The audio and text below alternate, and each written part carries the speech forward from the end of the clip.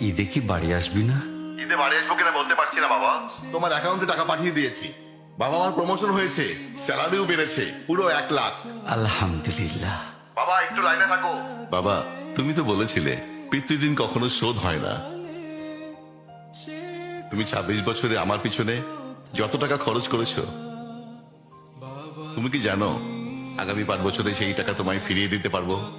আমার এখন স্যালারি মাসে 1 লক্ষ টাকা বাবা। ও, এই কথা। তাহলে শোন, তোকে একটা গল্প বলি। বলো বাবা। তোর বয়স যখন 4, তখন আমার বেতন 3,000 টাকা। 1200 টাকা ঘর ভাড়া দিয়ে 1800 টাকায় চলে সংসার।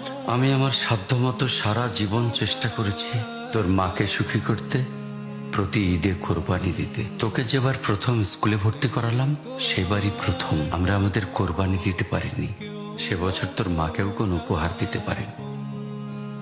তুই যখন ভার্সিটিতে উঠলি, আমাদের অবস্থা তখন মোটামুটি ভালো, কিন্তু খুব কষ্ট হয়ে গিয়েছিল যখন আমার ট্রান্সফার হয়।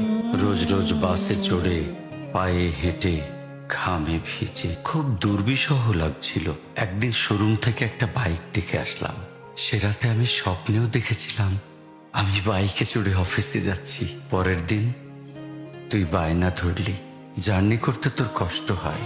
তোর কষ্টে আমারও কষ্ট হয় বাবা। আমি বাইকটা তোকে কিনে দিয়েছিলাম। তুই এখন লাখ টাকা বেতন পাচ্ছিস, কিন্তু মনে করে দেখ, অন্য মাইনে দিয়ে ব্র্যান্ড নিউ মোবাইলে হেডফোন কানে লাগিয়ে সারা রাত গান শুনেছিস, পিকনিক করেছিস, ট্যুর করেছিস। তোর প্রতিটা দিন ছিল স্বপ্নের মতন। আর তোর টাকা নিয়ে আমি এখন হার্টের বাইপাস করাই, ডায়াবেটিক মাপাই। জানিস বাবা, ওর মাছ খাওয়া নিষেধ, মাংস খাওয়া নিষেধ। কি করে এত টাকা খরচ করি বল? তোর টাকা নিয়ে তাই আমি কল্পনার হাট বসাই।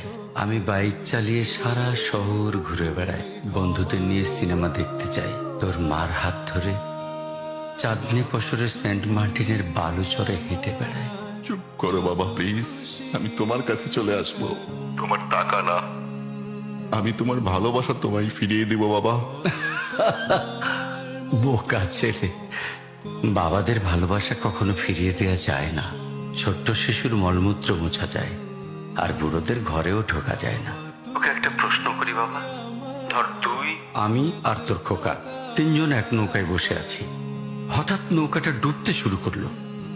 যে কোনো একজনকে তুই বাঁচাতে পারবি, কাকে বাঁচাবি? থাক, উত্তর দিতে হবে না। ছেলেরা বাবা হয়, বাবারা কখনো ছেলে হতে পারে না। পৃথিবীতে সবচেয়ে ভারী জিনিস কি জানিস?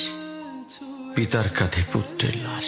আমি শুধু জায়নামাজে বসে একটা জিনিস চাই, আমার কবরের ঘরটায় যেন আমি আমার ছেলের কাঁধে চড়ে যাই।